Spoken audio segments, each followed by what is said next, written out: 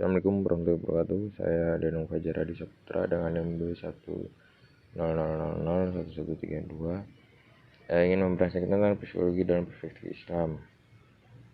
Psikologi adalah studi tentang roh atau penyelidikan ilmu pengetahuan tentang jiwa manusia. Karena menyangkut jiwa, Islam harus dianggap sebagai agama universal yang dapat memberikan kontribusi bagi kemajuan masyarakat atau manusia. Psikologi memiliki banyak hal yang harus dibahas untuk dapat dikatakan tentang manusia dan kehidupan yang berbeda. Pandangan yang bersumber dari khazanah Islam seperti fitrah, khodroh, nafs insan, lalu kamil, sabar, dan aku bersyukur dianggap sebagai landasan utama bagi perkembangan psikologi Islam.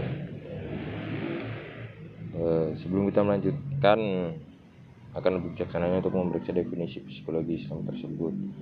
Menurut An-Najm Hannah Bastaman adalah cabang psikologi yang bertujuan untuk meningkatkan kesehatan mental dan kualitas religius dengan memusatkan perhatian pada keunikan dan pola perilaku manusia sebagai ekspresi pengalaman dan interaksi dengan diri sendiri, lingkungan, dan alam spiritual. Adapun tujuan meningkatkan mental dan kualitas keberagaman seperti corak psikologi Islami merupakan gerakan Islamisasi psikologi jauh di kemudian hari bisa menjadi perkembangan psikologi yang berkelanjutan dengan landasan dan orientasi nilai-nilai Islam. Lalu berdasarkan citra manusia menurut ajaran Islam dengan sifat suci dan keimanannya, manusia dipandang dengan martabat yang tinggi dalam Islam sebagai khalifah di bumi. Keunikan dan pola perilaku manusia, bidang penelitian yang paling jelas dalam psikologi dan psikologi Islam adalah perilaku manusia. Perilaku umumnya dianggap sebagai ekspresi dari pengalaman manusia dan mencakup unsur-unsur dan proses pemikiran, perasaan, sikap, kehendak, perilaku, dan hubungan interpersonal. Lalu interaksi dengan diri sendiri, lingkungan sekitar, dan kerohanian, meningkatkan kualitas keberagamaan dan kesehatan mental. Lalu perbandingan teori psikologi dan konsep Islam. Melakukan perbandingan tentang konsep manusia, kepribadian, dan perilaku manusia antara psikologi dengan Islam. Perbandingan itu perlu dilakukan agar dapat dilihat persamaan, perbedaan, kelemahan, dan kekuatan konsep psikologi dan Islam. Di antara perbandingan yang signifikan dapat kita lihat antara Imam Al-Ghazali dan Sigmund Freud tentang struktur kepribadian manusia. Freud membagi struktur kepribadian menjadi id, ego, dan superego, sementara Al-Ghazali membagi struktur kepribadian terdiri atas 3 kelompok, itu al-nafs, al-amam roh atau menggadung dorongan rendah bersifat jasmaniah seperti loba, tamak, dan cenderung menyakiti orang lain. Lalu yang ini yang B itu al-nafs, al-lawamah sudah menerima nilai kebaikan tetapi masih cenderung kepada dosa walaupun akhirnya menyesalinya. Dan yang terakhir itu al-nafs al-muhammah, al-nafs al-mutmainnah, al-nafs al-radliyah, al-nafs al-madiliyah, dan al-nafs al-kamilah.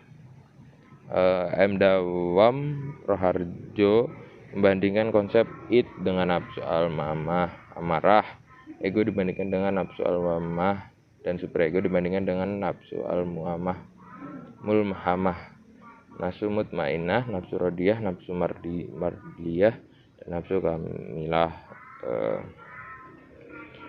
Perbandingan ini merupakan metode yang tak terpisahkan dari upaya untuk menghasilkan psikologi Islami.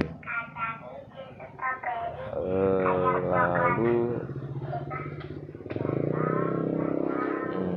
psikologi dalam literatur Islam. Para ilmuwan psikolog Muslim mencoba membangun perspektif Islam terhadap konsep-konsep psikologi modern. Hal ini dilakukan dengan pertimbangan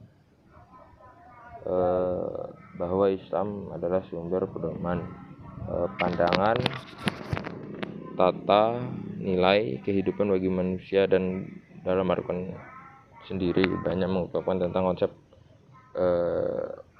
manusia. Lalu agama Islam merupakan agama yang mengutamakan ilmu pengetahuan, terbukti dengan ayat pertama turun kepada baginda Nabi Muhammad SAW yang berisi perintah membaca dan menulis. Dan Al-Quran adalah kitab yang berisi ilmu pengetahuan dan merupakan sumber ilmu pengetahuan. Dengan demikian, Islam dapat dibandingkan sebagai pisau analis untuk membedakan atau membedah teori-teori psikologi modern. Lalu ini konsep-konsep psikologi yang lain yang juga diterapkan dengan sudut pandang Islam adalah konsep motif berprestasi. Menurut David C. McLean, kemajuan ekonomi suatu bangsa sangat dipengaruhi oleh sejauh mana tingkatan orang-orang memiliki virus mental yang disebut Need for Achievement. Virus NATS, 7 orang memiliki virus NATS dalam kadar tinggi akan memiliki sifat rajin, bekerja keras,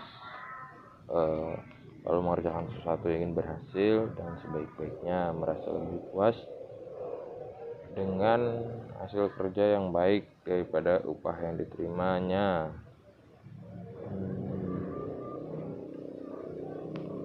Dari pekerjaan itu selalu ingin berbuat lebih banyak, melebihi apa yang sudah diperbuatnya. Dalam sudut pandang Islam, Al-Quran mengungkapkan bahwa maka apabila kamu telah selesai dari suatu urusan kerjakanlah dengan sungguh-sungguh urusan yang lainnya. Surat Al-Alam An-Nasyrah 94 ayat 7.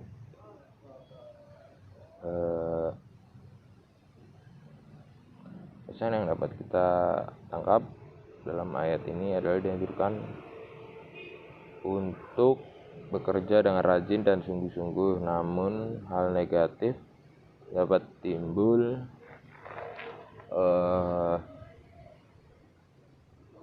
dari pandangan semacam ini,